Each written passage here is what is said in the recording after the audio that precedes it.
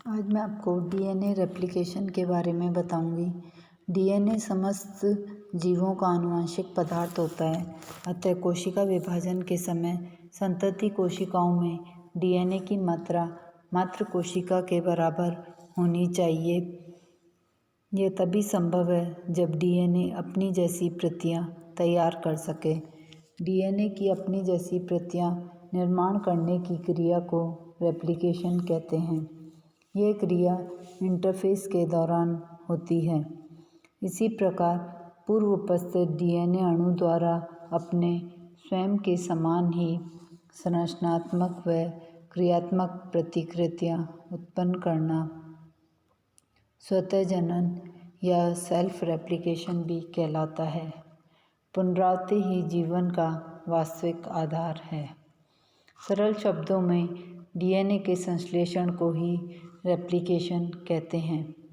आनुवंशिक सूचनाएं जनक से संतति में जनक डीएनए की प्रतिकृति के द्वारा होती है।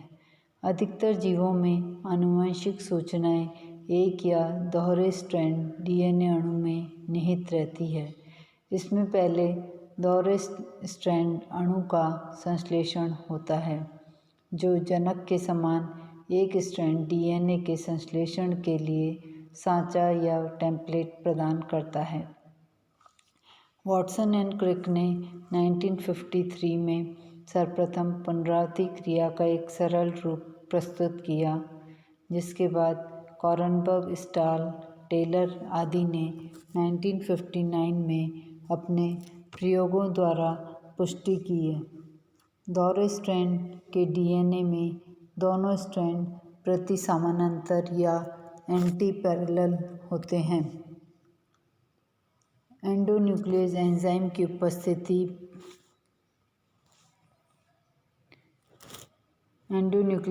की उपस्थिति में डीएनए अणु की दोनों पॉलीन्यूक्लियोटाइड श्रृंखला में नाइट्रोजन क्षारों के बीच हाइड्रोजन बंध टूट जाते हैं तथा डीएनए के दोनों वलय जिपर की भांति अलग हो जाते हैं। पर ध्यान रहे, यह पूरे नहीं खुलते, क्योंकि पूरा खुलने पर डीएनए स्टेबल नहीं रहता है। डीएनए का प्रत्येक स्ट्रैंड टेम्पलेट या सांचे की तरह सांचे का कार्य करता है। पृथक्करण किसी भी बिंदु से हो सकता है। पृथक्कृत एकल श्रृंखलाएं की नाइट्रोजन क्षारें कोशिका द्रव्य से अपनी पूरक न्यूक्लियोटाइड्स को आकर्षित करती है। यह न्यूक्लियोटाइड डीएनए पॉलीमरेज एंजाइम की सहायता से खुली हुई दोनों पॉलीन्यूक्लियोटाइड श्रृंखलाओं अर्थात टेम्पलेट के क्षारों पर बंधुता के अनुसार पुनः हाइड्रोजन बंध द्वारा जुड़ जाती है कि एडेनिन के सामने थाइमिन और गुआनिन के सामने साइटोसिन के न्यूक्लियोटाइड लग जाती है। प्रतिकृति के समय ऊर्जा की आवश्यकता होती है, जिससे दोनों श्रृंखलाओं का अकुंडलन हो जाता है। एक स्ट्रैंड डीएनए पर क्षारीय जोड़े इस प्रकार स्थापित होते हैं कि पुनः दोहरा पक्का स्ट्रैंड डीएनए अणु बन जाता है। डीएनए स्वप्रतिकृतन या रेप्लिकेशन में ट्राइफॉस्फेट न्यूक्लियोटाइड जैसे adenine triphosphate, guanine triphosphate, cytosine triphosphate और थाइमिन ट्राइफॉस्फेट ये काम आते हैं, परंतु इन ट्राइफॉस्फेट न्यूक्लियोटाइड का जलीय विघटन होकर मोनोफॉस्फेट न्यूक्लियोटाइड बनते हैं और ऊर्जा निकलती है। यह 3-5 फॉस्फोडाइएस्टर बॉन्ड के निर्माण में प्रयुक्त होती है। जैसे एडेनिन ट्राइफॉस्फेट में वाटर होने से वो एडेनिन मोनोफॉस्फेट बनता है और 2 फॉस्फेट के अणु निकलते हैं और ऊर्जा निकलती है। इसी तरह तीनों न्यूक्लियोटाइड जैसे साइटोसिन ट्राइफॉस्फेट से साइटोसिन मोनोफॉस्फेट बनेगा और 2 फॉस्फेट के अणु में निकलेंगे और ऊर्जा निकलेगी। इसी तरह गुआनिन ट्राइफॉस्फेट में भी वाटर के साथ तो इसका जो विघटन होगा वो गुआनिन मोनोफॉस्फेट 2 अणु फॉस्फेट के और ऊर्जा निकलेगी। इसी तरह थायमिन ट्राइफॉस्फेट में जलीय विघटन होने से थायमिन मोनोफॉस्फेट और 2 अणु फॉस्फेट के निकलेंगे और ऊर्जा निकलेगी। तो रेप्लिकेशन के समय भी ऊर्जा की आवश्यकता होती है। इस प्रकार खुली हुई दोनों पॉलीन्यूक्लियोटाइड श्रृंखला पर नवीन पूरक श्रृंखला प्रतिस्थापित हो जाती है। पुनरावृत्ति के अंत में डीएनए के एक अणु से 2 अणु का निर्माण होता है। इस चित्र में दर्शाया गया है कि इसमें जो डीएनए के 2 स्ट्रैंड होते हैं, एक स्ट्रैंड तो 5-3' है, दूसरा है 3-5' स्ट्रैंड है। अब ये स्ट्रैंड सेपरेट हो रहे हैं तो ये थोड़े दूर दूर चले जाते हैं। अब थर्ड वाले में ये 5-3' वाली स्ट्रैंड है, ये दूसरी नई स्ट्रैंड बनाएगी, अपनी पूरक कॉम्प्लीमेंट्री चेन बनेगी, तो वो भी इसी उसमें बनेगी 5-3' में। और जो लेफ़्ट वाली है ये आगे सामने वाली तो 5-3' में बनेगी और इधर वाली 3-5' में बनेगी। तो ये डीएनए पॉलीमरेज के द्वारा बनती है।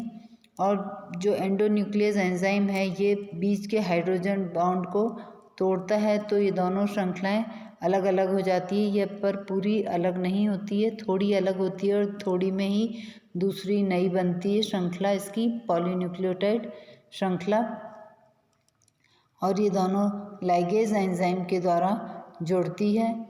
इस तरीके से ये डीएनए का स्ट्रैंड है, ये पहले पुराना ओल्ड स्ट्रैंड है, नीचे जो बनी है वो नया स्ट्रैंड बना है। तो इस तरह से न्यूक्लियोटाइड्स जुड़ती हैं। इसमें ओल्ड स्ट्रैंड ये है और नीचे न्यू हाइड्रोजन बॉन्ड द्वारा नया बन रहा है। तो ये इस तरीके से इसमें लिखा हुआ है एडेनिन, ए, जी से गुआनिन, सी से साइटोसिन, टी से थायमिन, पी से फॉस्फेट और एस शुगर का ये स्ट्रक्चर बताया है। अब इसमें इस प्रकार खुली हुई डीएनए पुनरावृत्ति की यह विधि अर्ध संरक्षीय सेमी कंजर्वेटिव कहलाती है, क्योंकि प्रत्येक संतति या नवजात डीएनए अणु में एक पॉलीन्यूक्लियोटाइड श्रृंखला मूल डीएनए अणु की होती है और दूसरी श्रृंखला संश्लेषण द्वारा निर्मित होती है।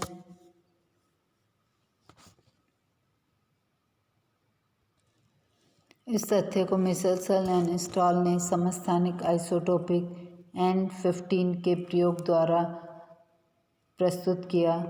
पुनरावृत्ति के संबंध में यद्यपि 2 अन्य परिकल्पनाएं भी प्रस्तुत की गई, जिन्हें संरक्षी या कंजर्वेटिव व परिक्षेपी या डिस्पर्सिव परिकल्पना कहते हैं।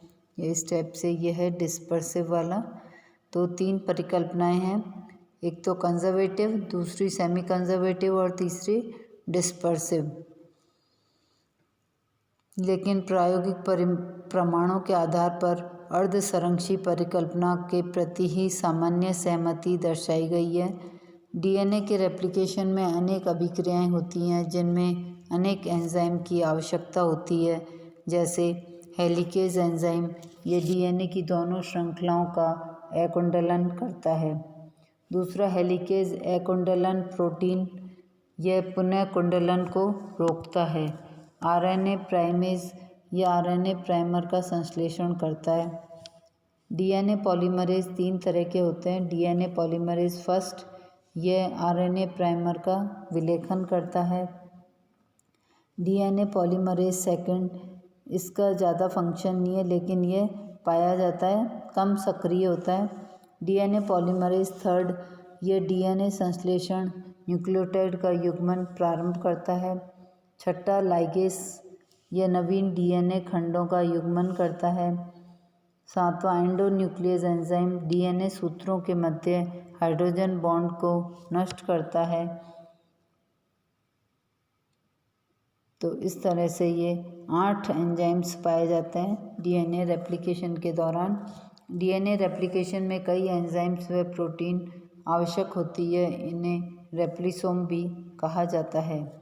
ई कोलाई में डीएनए पॉलीमरेज 3 प्रकार के होते हैं, फर्स्ट, सेकंड और third. DNA polymerase third replication में काम आता है। डीएनए पॉलीमरेज फर्स्ट क्षतिग्रस्त डीएनए की मरम्मत व रिपेयर में भाग लेता है। डीएनए पॉलीमरेज सेकंड भी पाया जाता है लेकिन कम सक्रिय होता है। यूकैरियोट्स में अब तक कुल 4 प्रकार के डीएनए पॉलीमरेज पाए जाते हैं।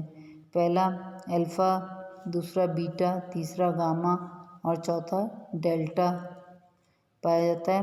इनमें से गामा डेल्टा पॉलीमरेज संभवतः डीएनए रेप्लिकेशन में फंक्शन करता है। ये इसमें एंजाइम्स और प्रोटीन्स के बारे में बताया।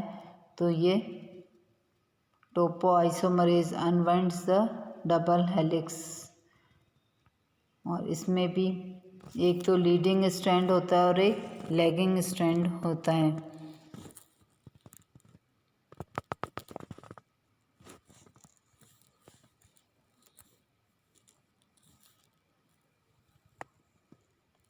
तो डीएनए में पृथक्करण किसी भी जगह से हो सकता है और जहाँ गैप हो जाता है वहाँ ये ओकाज़ाकी फ्रैगमेंट्स का निर्माण होता है।